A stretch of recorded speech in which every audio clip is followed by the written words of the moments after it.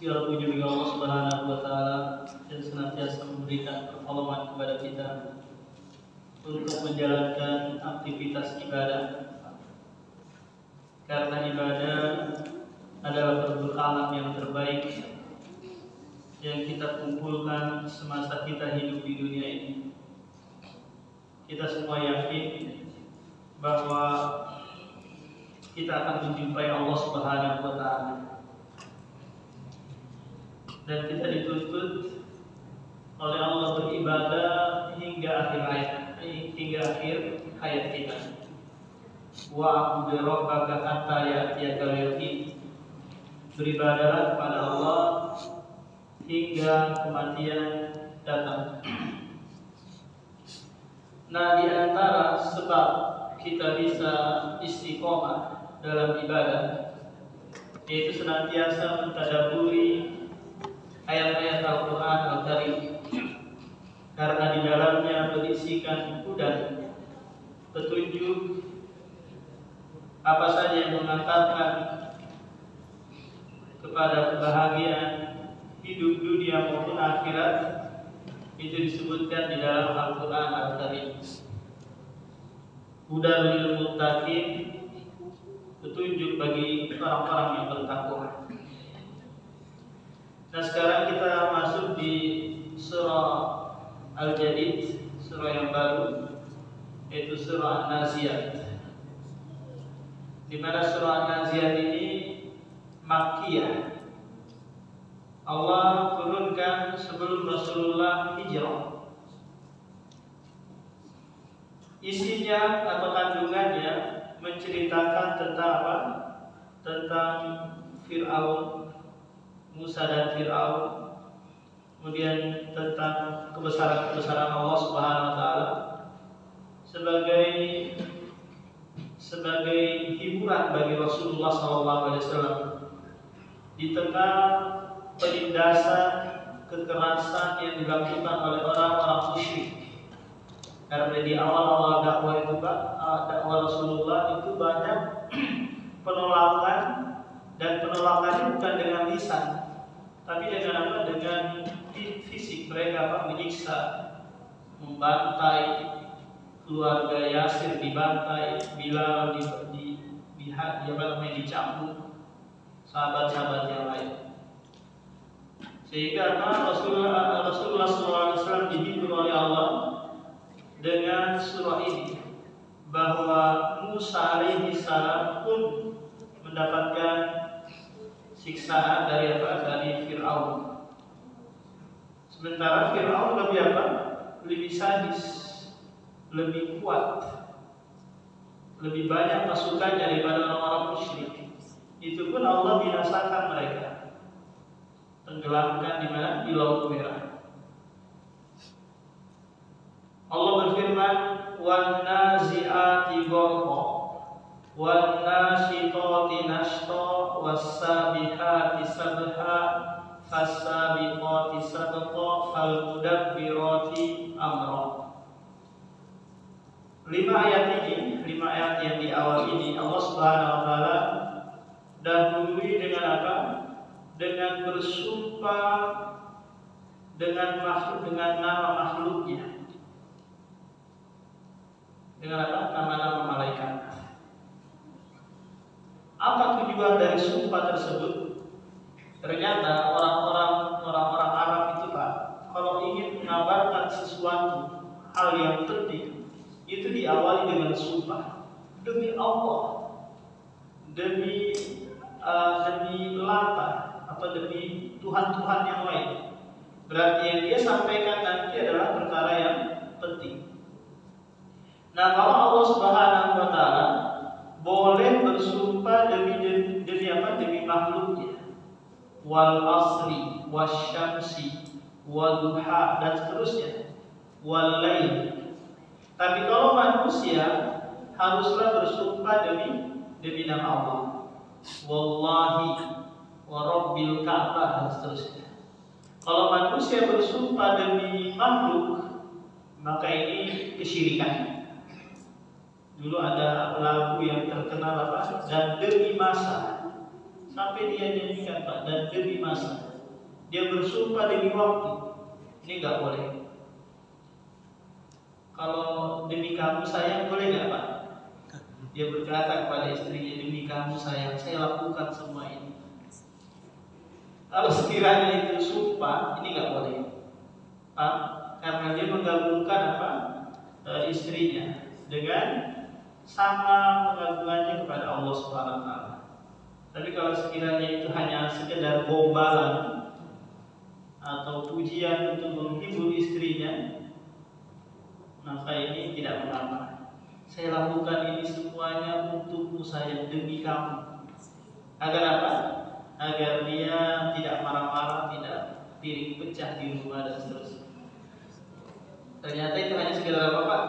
Gombalan. Ada apa namanya, seorang pasutri pernah mengadu kepada anak tentang permasalahan apa? Harta.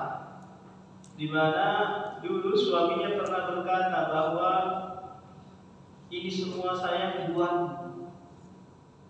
Awal-awal dia memulai usahanya. Ternyata sudah uangnya miliaran, rumahnya sudah ada 7, ada di BDI, ada di Balikpapan Baru, ada di Malang, ada di Jakarta. Terus dia menarik kembali ucapannya itu. Istrinya nuntut bahwa kamu kan dulu menyerahkan kepadaku semuanya. Ternyata itu hanyalah botek-botekan semata. Dia nggak mau menyerahkan seluruh hartanya kepada istrinya. Nah, jadi kalau manusia harus bersumpahnya demi apa Pak? Demi Allah atau demi nama-nama. Sehingga ada orang, masya Allah, dia dicabut turunnya dia tetap senyum-senyum. Itu juga merasakan rasa sakit. Buktinya apa? Tak kala dicabut turunnya, matanya terbelalak Pak. Karena mata itu mengikuti arah ruh ditarik. Jadi matanya Pak terbelalak. Coba bayangkan Pak, kalau ada orang sakaratul maut, pasti matanya Pak terbelalak ke atas. Kemudian nanti apa? Ditutup. Anda dia mengikuti apa? Ruhnya dicabut. Wan nasyitati nashta, dan demi malaikat yang mencabut ruh orang-orang mukmin dengan lembut. Dengan apa? Dengan lembut. Kalau yang sebelumnya apa? Dengan cara yang kasar. Nah, setelah ruh dicabut Pak dari jasad, dibawa kemana ruh ini? Dibawa ke langit. Dibawa ke langit pertama, langit kedua, untuk menjumpai Allah Subhanahu Wa Taala. Lantas kapan dikembalikan? Tatkala nanti jasadnya itu masuk ke dalam liang lahat. Itu disatukan lagi kembali ke dalam jasadnya si mayit ini. Maka tidak ada istilah sebagaimana orang-orang kampung, ruhnya itu masih bergentayangan 40 hari. Masih ada di sekitaran rumah. Itu keyakinan Hindus. Yang dia meyakini bahwa belum dibawa, padahal sudah dibawa oleh malaikat. Jadi disatukan kembali lagi. Disitulah dianjurkan disegerakan pengurusan jenazah. Kalau bisa jangan nunggu keluarganya dari Papua, dari Saudi Arabia atau Arab Saudi, disegerakan. Kalau nanti mau sholat di kuburan. Atau kalau mau lihat wajahnya yang terakhir, ya sudah difotokan dulu atau divideokan, video call gitu. Kasihan, biar apa? Biar disegerakan kembali lagi, ruhnya menyatu ke jasadnya, agar nanti siap-siap untuk ditanya oleh malaikat Munkar dan Nakir. Agar kita dianjurkan oleh Rasulullah memberikan doa, Allahumma sabbit lahu, ya Allah berikan kekokohan baginya untuk menjawab apa? Pertanyaan malaikat Munkar dan Nakir. Wasabihati sabha, dan demi malaikat yang turun dari langit menuju ke bumi untuk membawa perkara-perkara yang Allah tugaskan kepadanya. Jadi setiap pagi ada malaikat yang turun dari langit menuju ke bumi. Fasabiqati sabqa. Demi malaikat yang membawa ruh orang mukmin ke dalam surga. Famudabbirati amra, dan demi malaikat juga yang diberikan tugas mengatur urusan dunia. Ada malaikat-malaikat yang ditugaskan seperti ini. Tapi semuanya apa? Pengaturan Allah Subhanahu wa taala. Timbul pertanyaan sekarang, Pak. Apakah malaikat itu pembantu Allah Subhanahu wa taala sebagaimana menteri-menteri pembantu presiden? Nah, jika sekiranya presiden tidak dibantu, maka akan kacau urusan negara. Nah, sama nggak kira-kira, Pak? Enggak. Seandainya malaikat nggak ada, maka Allah bisa mengatur alam semesta ini dengan sendirinya. Lantas apa hikmahnya ada malaikat ini? Hikmahnya agar manusia itu lebih lebih merasa diawasi. Kita tahu di kiri kanan kita ada dia jangan bersuara mengganggu. Ada malaikat kiri kanan kita, Raqibun Atid, yang siap mencatat apa yang kita ucapkan. Ada malaikat yang ditugaskan seperti ini. Nah, kalaupun tidak ada malaikat, Allah tahu apa yang kita ucapkan, Allah tahu apa yang kita perbuat. Bahkan kha'inatul a'yun wa ma tukhfis sudur pun Allah tahu. Kha'inatul a'yun itu gimana gambarannya, Pak? Dia pura-pura ke depan, melihat ke depan, padahal dia melirik perempuan. Nah, itu namanya kha'inatul a'yun, pengkhianatan mata. Dia lainnya dia ternyata ada sesuatu yang dia lirik. Itu pun Allah tahu. Meskipun tidak ada malaikat yang ditugaskan. Karena Allah Subhanahu wa taala As-Samad. Tidak butuh kepada makhluknya.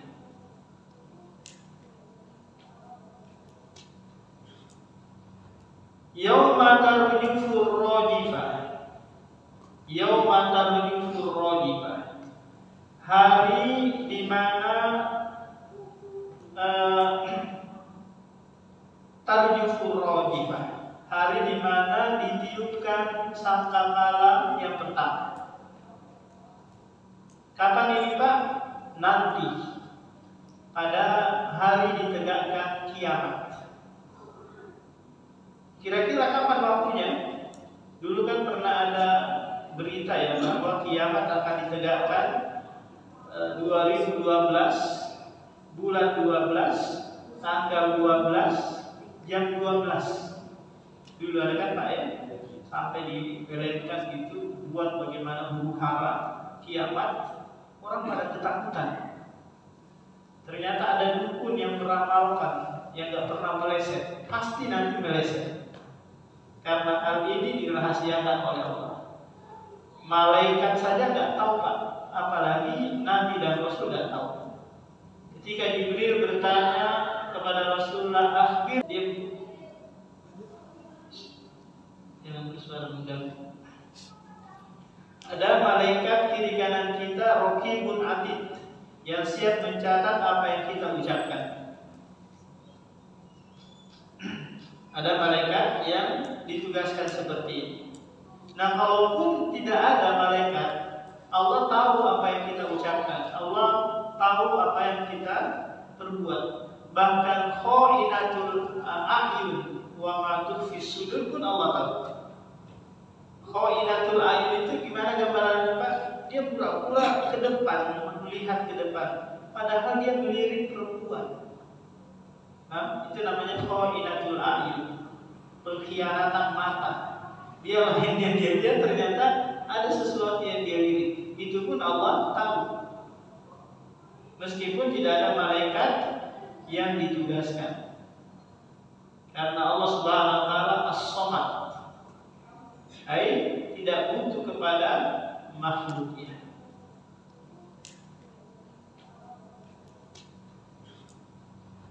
Yauma tarjufur rajifah, yauma tarjufur rajifah, hari di mana tarjufur rajifah, hari di mana ditiupkan sangkakala yang pertama. Kapan ini Pak? Nanti, pada hari ditegakkan kiamat. Kira-kira kapan waktunya? Dulu kan pernah ada berita ya bahwa kiamat akan ditegakkan 2012 bulan 12 tanggal 12 jam 12. Dulu ada kan Pak ya? Sampai dipeletkan gitu buat bagaimana huru-hara kiamat. Orang pada ketakutan. Ternyata ada dukun yang meramalkan, yang gak pernah meleset, pasti nanti meleset. Karena hal ini dirahasiakan oleh Allah. Malaikat saja gak tahu Pak, apalagi Nabi dan Rasul gak tahu. Ketika Jibril bertanya kepada Rasulullah, akhbirni anis-sa'ah, kabarkan kepadaku kapan tegaknya hari kiamat. Kata Rasulullah, mal mas'ulu anha bi'a'lama minas sa'il. Tidaklah yang ditanya itu lebih mengetahui daripada yang bertanya. Kita ini sama-sama gak tahu. Ilmuha indallah, ilmunya itu hanya di sisi Allah. Apa tujuannya ini dirahasiakan? Tujuannya agar kita bersiap-siap kapan saja. Kalau kita mengetahui, oh masih 50 tahun lagi kok kiamat, santai-santai aja dulu. Maka kita akan leha-leha, santai-santai, tidak mempersiapkan diri untuk menjumpai hari akhirat. Nah, kalau ada orang Badui bertanya, mata sah, kapan hari kiamat Rasulullah? Rasulullah enggak menjawab. Yang dia tanya adalah ma'adat talama, apa yang mempersiapkan kalau hari kiamat ditegakkan. Nah, ini yang terpenting.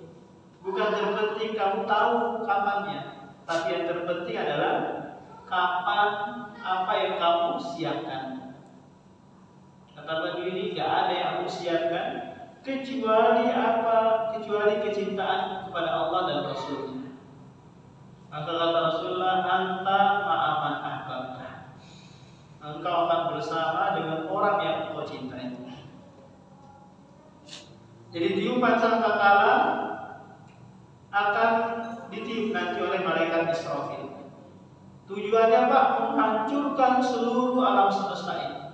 Gunung-gunung ditebakkan, laut dibuangkan, kemudian semua yang bernyawa meninggal, mati. Allah sebutkan di surah Al-Qari'ah, yauma yakunun nasu al-farashil mabsus wa takunul jibalu kal ihdil manfush.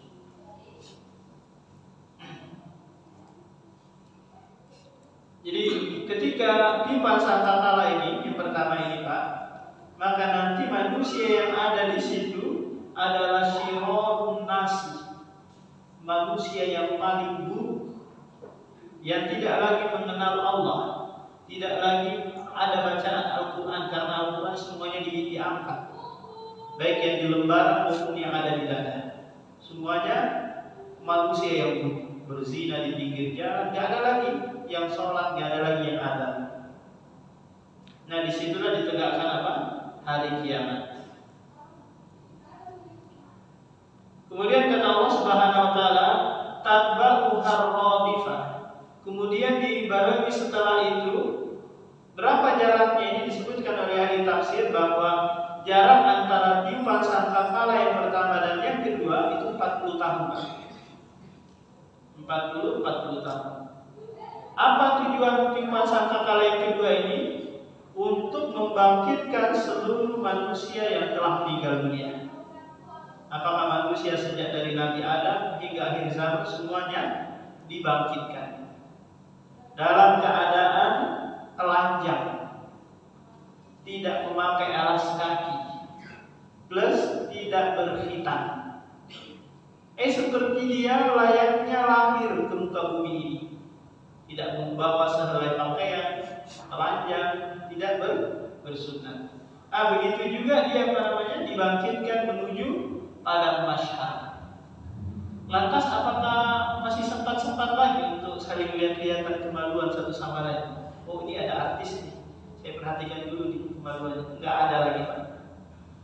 Kenapa? Karena kondisinya yang begitu genting, yang begitu dahsyat.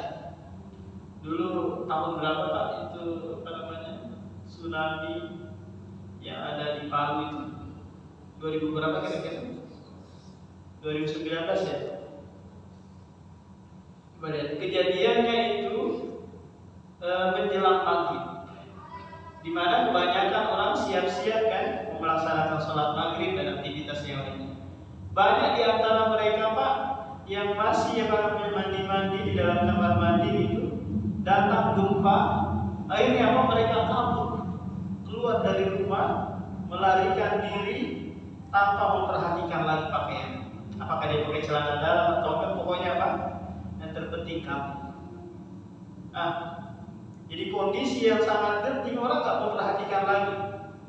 Jangankan melihatin orang, melihatin diri sendiri aja nggak sempat.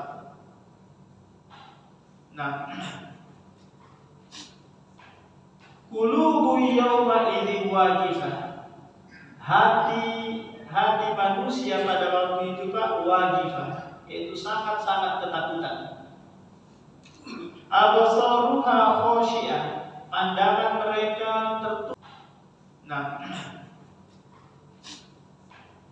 Qulubu yawma idzin wajifah. Hati manusia pada waktu itu, Pak, wajifah, yaitu sangat-sangat ketakutan. Absaruha khosyi'ah, pandangan mereka tertunduk, penuh dengan apa?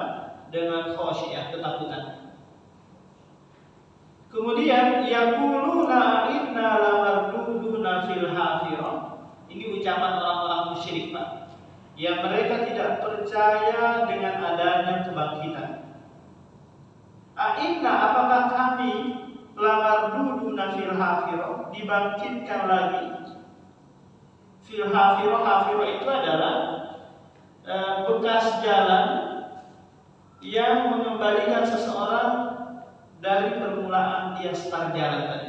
Kalau kita di gunung pasir kan, Pak, untuk mengetahui jalan pulang, kita ikutin lagi jejak kita kan kembali. Itu namanya apa? Hafir.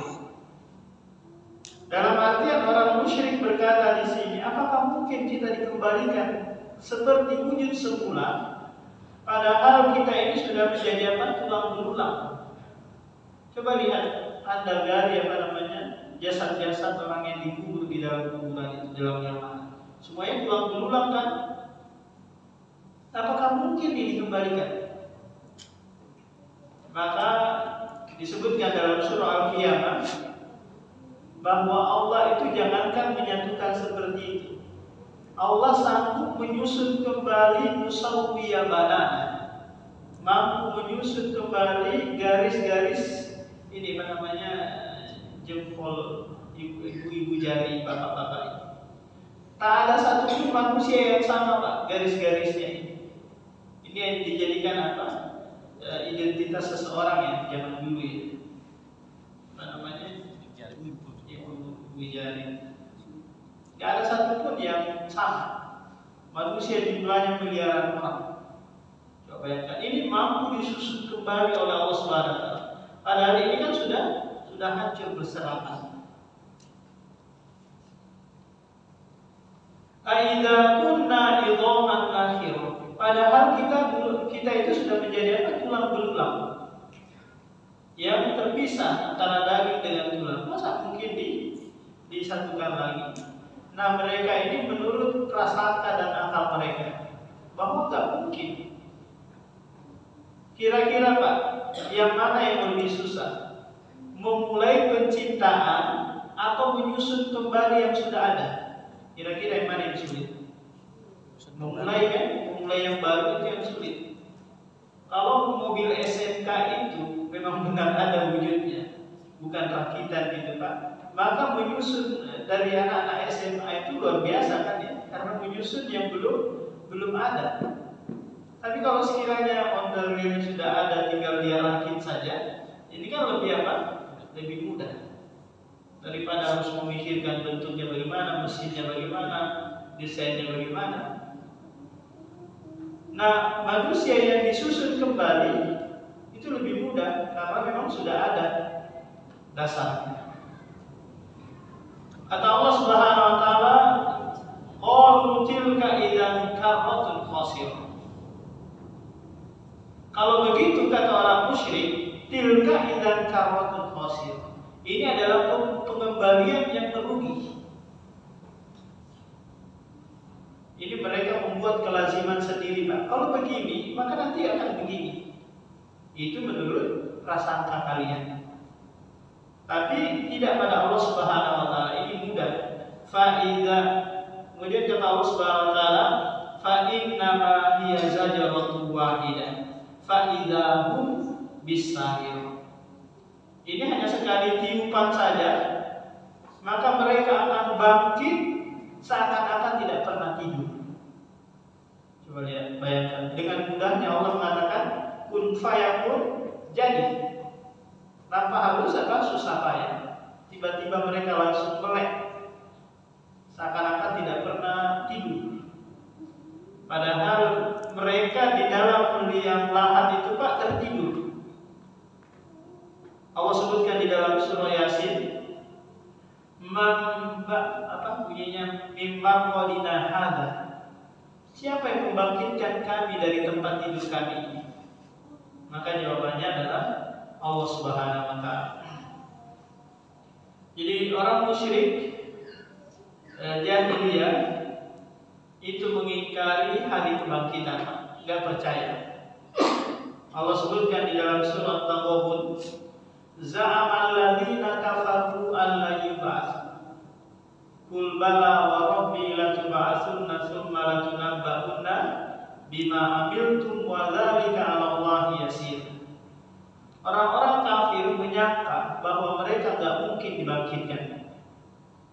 Katakanlah bala, benar bahwa mereka akan dibangkitkan dengan ini. Padahal hal itu adalah perkara yang mudah bagi Allah Subhanahu wa taala.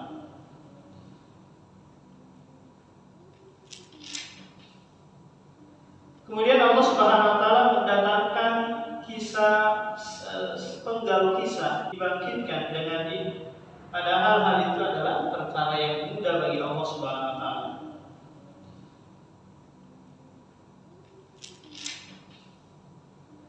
Kemudian Allah Subhanahu wa taala mendatangkan kisah penggal kisah antara Nabi Musa dan Fir'aun. Apa tujuannya ini Pak?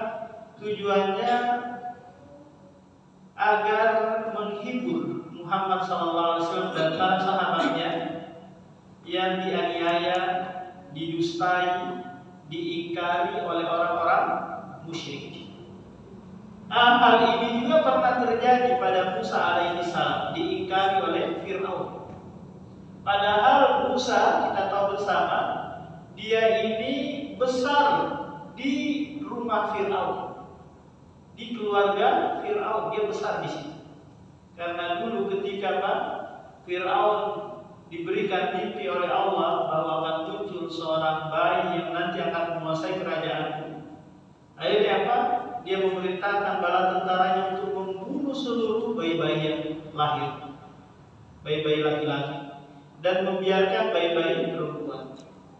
Maka ibunya Musa alaihissalam berinisiatif menghanyutkannya ke sungai Nil. Didapati, ditemuilah oleh istri Fir'aun. Kemudian dipelihara, dididik dan dibesarkan di istana atau di kerajaan Fir'aun laknatullahi alaihi. Allah berfirman, hal ataka haditsu Musa. Bukankah telah datang kepadamu cerita tentang Musa alaihissalam, Musa bin Imran? Idza dahu rabbuhu bil wadil muqaddasi tuwa. tak kala rohnya memanggilnya. Di wadi itu adalah lembah yang disucikan, namanya adalah lembah Tua yang berada di sekitaran Mesir sana. Nah, disinilah nanti Nabi Musa alaihi salam diangkat menjadi nabi. Kemudian diperintahkan oleh Allah Subhanahu wa taala, "Idhhab ila Fir'auna." Pergilah untuk menjumpai Fir'aun, raja Mesir yang sangat bengis, yang sangat sadis. Innahu tagha. Sesungguhnya dia telah melampaui batas. Tagha adalah tajawazu anil haddi, melampaui batas. Apa kira-kira yang dilakukan oleh Fir'aun, Pak? Yang dilakukannya adalah, yang paling tinggi yang dilakukan oleh Fir'aun adalah wa qala ana rabbukumul a'la. Aku adalah Rabb kalian yang maha tinggi. Coba lihat. Ini melampaui kadar dia sebagai apa? Sebagai manusia. Dia memposisikan dirinya sebagai apa? Rabbul alamin, Rabb alam semesta. Sampai mengatakan lagi di ayat yang lain, sungai Nil ini mengalir di bawah kekuasaan. Faqul hal laka ila an tazakka wa ahdiyaka ila rabbika fatakhsha. Faqul, katakanlah kepada Fir'aun, hal laka ila an tazakka, apakah engkau mau mensucikan dirimu? Mensucikan dari kotoran kesyirikan, dari kotoran kesombongan dan kemaksiatan yang lain. Nah, ini tujuan utama dari apa? Dari pengajaran. Tujuan utama dari menuntut ilmu, yaitu mensucikan jiwa. Inilah keistimewaannya apa? Ilmu agama. Karena ilmu agama itu mengantarkan seseorang pada pensucian jiwa. Akhlaknya menjadi baik, tutur katanya juga menjadi baik, hatinya menjadi bersih, ibadahnya, amalannya kepada manusia. Ini diperoleh dari mana? Dari mempelajari ilmu agama. Tidak diperoleh mempelajari apa? Mempelajari ilmu-ilmu dunia. Karena ilmu dunia itu hanya mengantarkan kita kepada zakat. Apa itu zakat? Kecerdasan semata. Kita punya wawasan, punya ilmiah gitu, punya keilmuan tentang dunia, tapi tidak mengantarkan kepada kesucian jiwa. Akhirnya orang-orang yang seperti itu banyak melakukan kesombongan, keakuhan dan yang lainnya, kezaliman, korupsi dan yang lainnya, karena memang pendidikan dunia itu tidak mengantarkan seseorang kepada pensucian jiwa. Wa ahdiyaka ila rabbika fatakhsha, dan aku mengajakmu, membimbingmu kepada Rabbmu, lalu engkau takhsya, takut. Ini tujuan lagi yang kedua dari menuntut ilmu, bahwa tatkala kita sudah mensucikan jiwa, nanti akan melahirkan rasa takut di dalam diri kita. Orang yang berilmu, Pak, maka akan ada rasa takut. Ketika azan berkumandang, dia bersegera untuk sholat karena takut kalau apa? Meninggalkan sholat. Dia nggak mau menzalimi tetangganya karena takut kepada Allah. Dia nggak mau menyakiti orang lain dengan kata-katanya karena takut kepada Allah. Coba lihat. Jadi ilmu itu adalah khasyah, membuat orang itu menjadi takut. Tapi kalau ada orang belajar kok nggak ada perbaikan, malah tambah jadi-jadi, ada orang yang belajar ilmu agama seperti itu, berarti ilmu yang dia pelajari tidak bermanfaat untuk dirinya. Tidak bermanfaat untuk dirinya. Karena ilmu itu akan membuahkan rasa takut kepada Allah Subhanahu wa taala. Baik di saat dia sendirian maupun di saat dia berada di keramaian. Allah sebutkan hal itu di surah Al-Mulk. Innal ladzina yakhshawna rabbahum bil ghaibi lahum maghfiratu wa ajrun 'azim. Sesungguhnya orang-orang yang takut kepada Rabb mereka di saat sendirian, di saat dia gaib, maka bagi mereka pahala yang besar di sisi Allah Subhanahu wa taala. Dan karena waktu sudah masuk, Pak, kita buka dulu tanya jawab sejenak. Barangkali yang ditanyakan,